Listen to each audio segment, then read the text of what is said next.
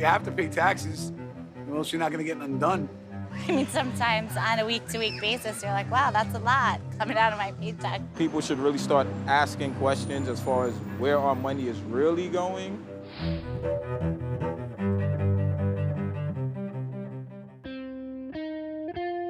Where are we as Americans generally on taxes and government spending? What do we think is worthwhile? Social Security, Medicare, defense, that is government actually spending money.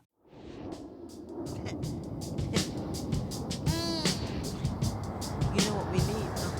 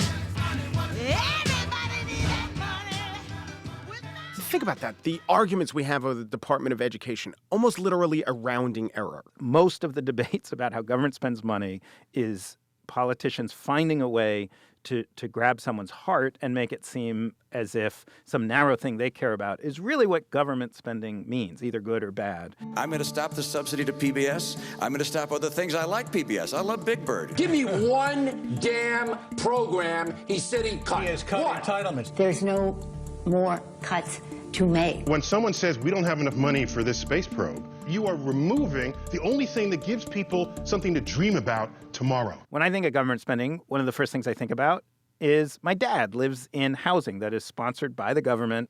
Now, I'm glad my dad lives there. I would never want to kick him out. I grew up there. I loved it. I had a great childhood there. I like a lot, but intellectually, I'm not sure that is an optimal use of government money. It's head versus heart, right? Yes.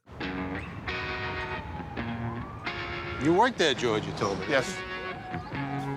2 paintings I did of my wife when we were very, very young. Penn South is supported by the government. It's middle income subsidized. We probably couldn't have raised a family in the city without living at Penn South. We have different generations here. That's what makes us so unique. This is really the promise of subsidized housing paying off. It's a success story. The year I was born, this place opened, 63. When it opened, President Kennedy came here.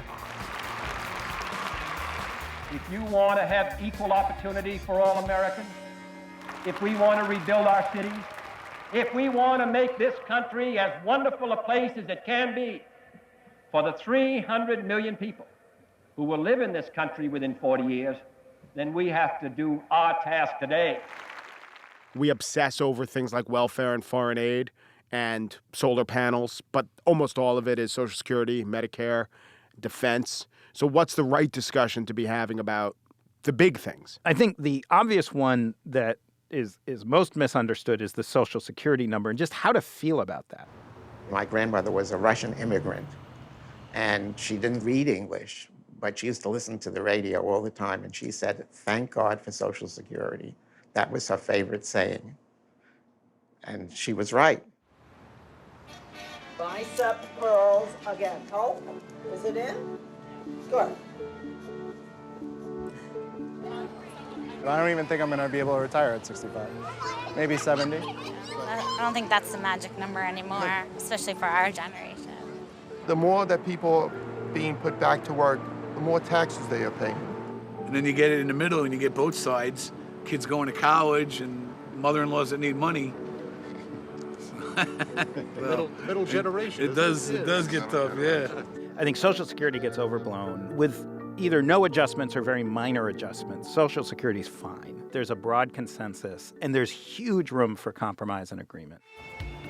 The military I support. They're giving up their lives to our country, so I support it. Okay, there's no x-rays involved now, right? Well, my wife just had surgery, and most of it was taken care of by Medicare. The union provides us with a pension. Between that, Social Security, and Medicare, it's livable.